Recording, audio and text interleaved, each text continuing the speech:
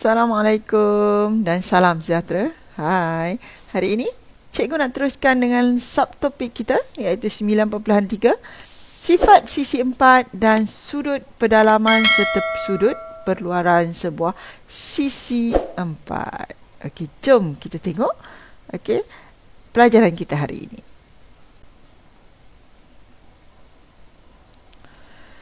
Dalam subtopik ini kita perlu mengenal jenis-jenis sisi 4 dan juga sifat geometrinya.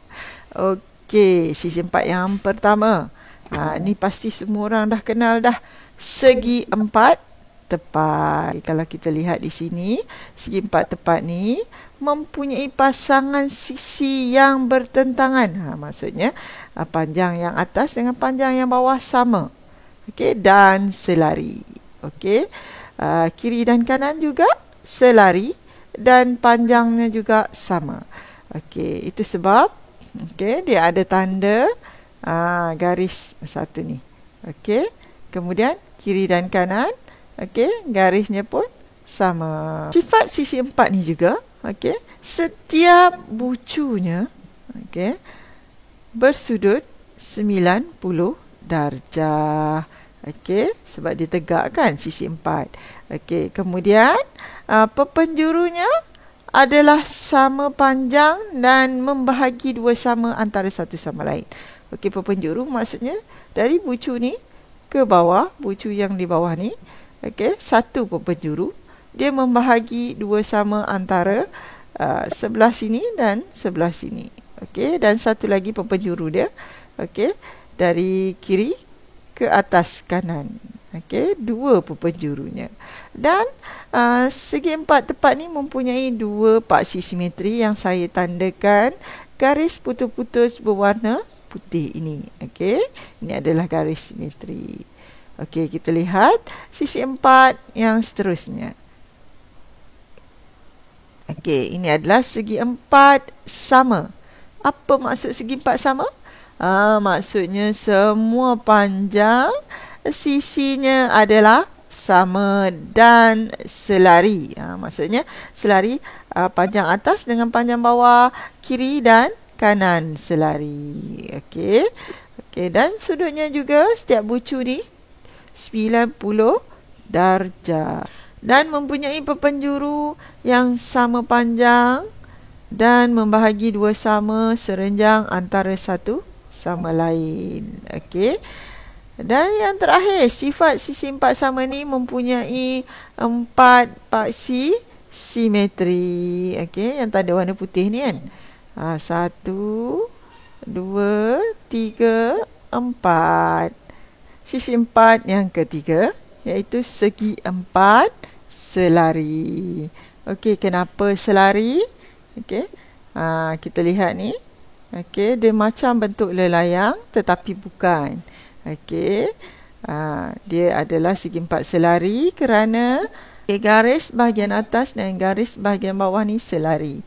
Dan sudut bertentangannya juga adalah sama. Contohnya, bahagian ini, sudut ini dengan sudut di bawah ni sama. Dan yang ini dan di sini pun sama. Yang bertentangan sahaja sama. Perpenjurunya membahagi dua sama antara satu sama lain. Perpenjuru tu kalau kita garis di sini hujung daripada bucu ke bucu ni, dia akan membahagikan dua sama. Dan tidak mempunyai paksi simetri. Dan seterusnya rhombus. Rhombus ni sama dengan sisi 4 selari.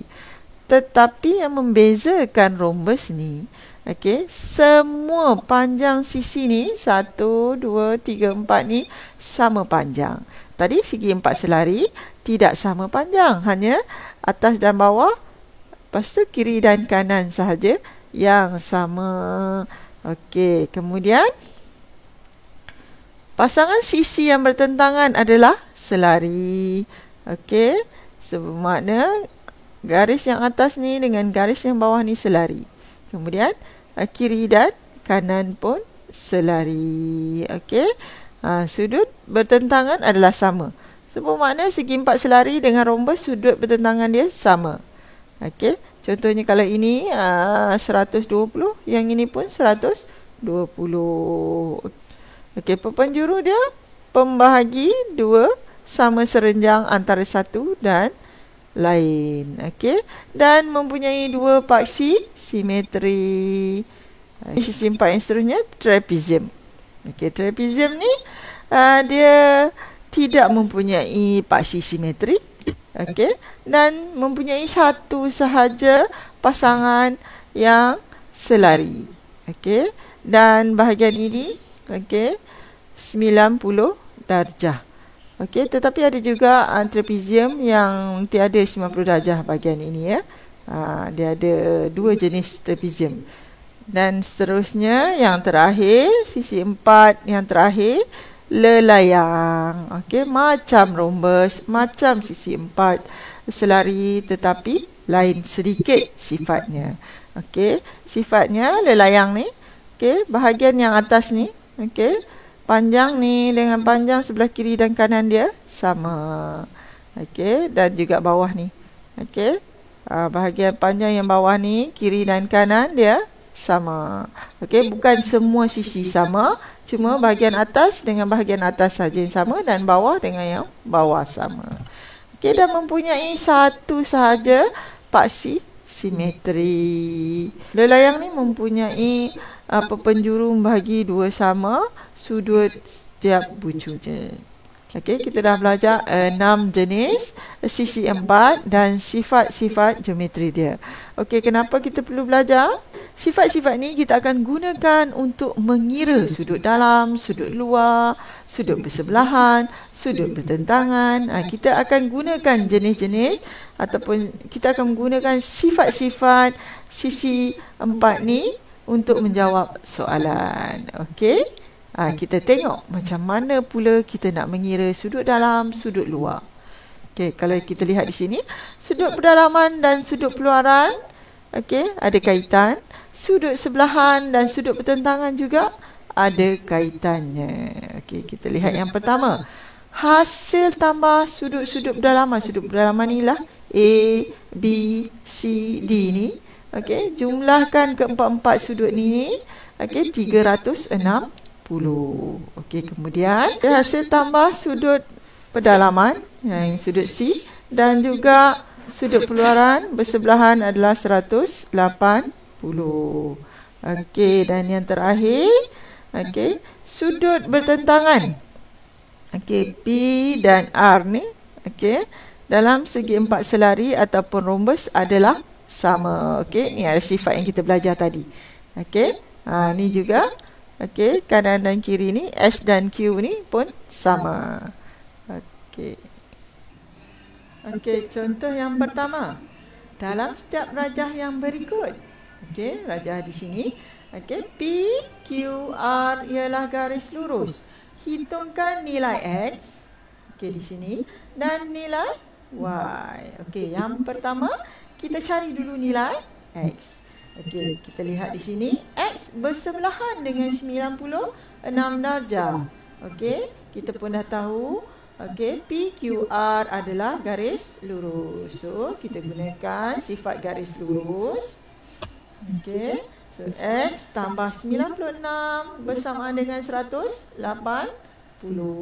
Okey, X sama dengan 180 tolak 96. Okey, kita bawa pindah 96 ni ke kanan.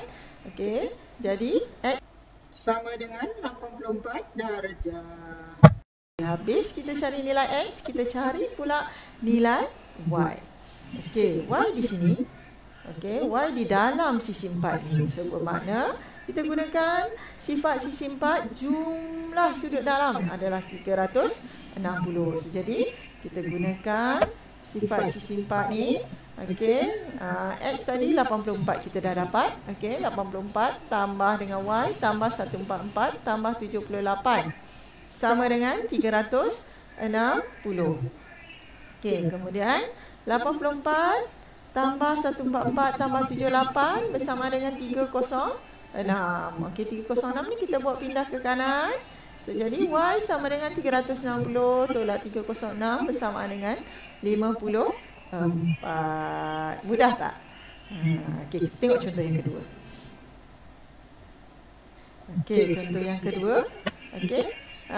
KLM adalah garis lurus dan juga PLQ adalah garis lurus juga. Okey, kita nak cari nilai X dahulu.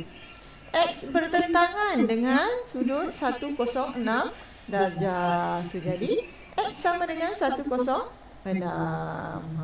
Lagi senang, tak payah kira, terus dapat jawapan. Baik, kita gunakan jumlah sudut dalam macam contoh yang pertama. Jadi X tadi adalah X adalah 106 tambah 89 tambah 75 tambah Y sama dengan 360. So kita jumlahkan 106 tambah 89 tambah 75 bersama dengan 270. Okey, kita ambil 270 ni, kita pindah ke belakang, ke kanan ni. Okey, jadi Y sama dengan 360 tolak 2, 70 sama dengan 90. Sangat mudah untuk kita cari nilai X dan nilai Y bila kita tahu sifat-sifat sisi 4. Okey, kita dah tahu apakah hubungan sudut dalam, sudut luar, sudut bertentangan. Okey, itu gunanya. Okey, kita pelajari sifat-sifat sisi 4. Okey, itu sahaja yang ingin saya bincangkan pada kali ini. Okey, diharap kamu boleh memahami apa yang saya terangkan tadi. Okey, sekiranya masih tak faham lagi, kamu boleh ulang balik video ini. Sehingga kita berjumpa lagi di video akan datang. Assalamualaikum. Bye-bye.